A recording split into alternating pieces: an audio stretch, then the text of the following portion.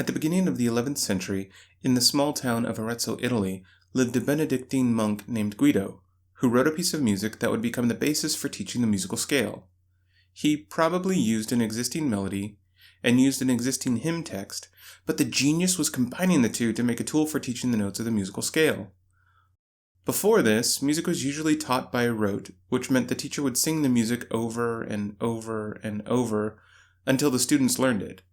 It's like how you learn to sing a pop song just by listening to it over and over again. You've never seen the sheet music for it, but after hearing it 50 times or so, you can sing it with a fair bit of accuracy. Let's take a closer look at the melody that Guido used. The first note of every phrase is one note higher on the staff. This means that once this music is put to text, it could create an easy-to-remember mnemonic device for learning the musical scale.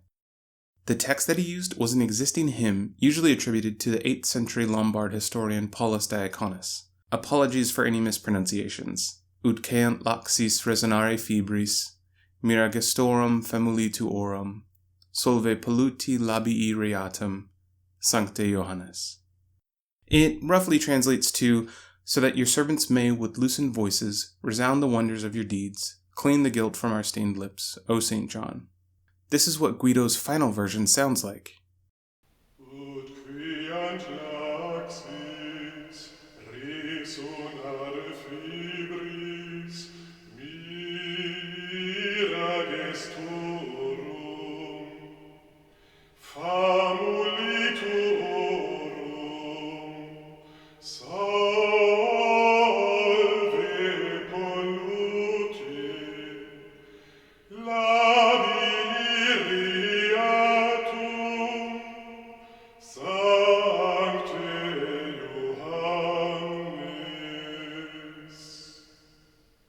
Now let's see how the music and the text work together. In the music, the first note of every phrase goes up the scale, and the text gives us the easy-to-remember syllables for those notes. Ut, re, mi, fa, sol, la. This may seem familiar to some of you.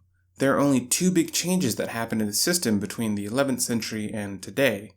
The syllable ut was later changed to do to make it a more open syllable and easier to sing. And as music theory expanded to include the leading tone as part of the commonly used tones, the syllable T was added for the leading tone. Now we have the solfege syllables we use today. Do, re, mi, fa, sol, la, ti. So why was this such a big deal? It's a big deal for two reasons. First, it helped popularize a standard for music notation.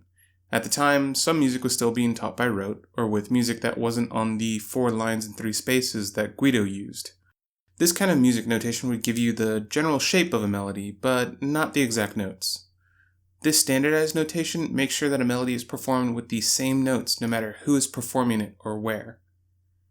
Secondly, it also means that a person can learn a piece of music without ever hearing the melody before. Prior to this, you had to learn the melody by rote from someone who already knew it. This system was later adapted into the Guidonian hand. You can watch a full video on the Guidonian hand here. Thank you so much for watching. If you liked that video, please give it a thumbs up and hit the subscribe button so you don't miss any new videos. I've also set up a Patreon page for this channel if you'd like to check that out in the links below. Even a $1 patron goes a very long way towards supporting the channel. Thanks again for watching, and I'll see you next time.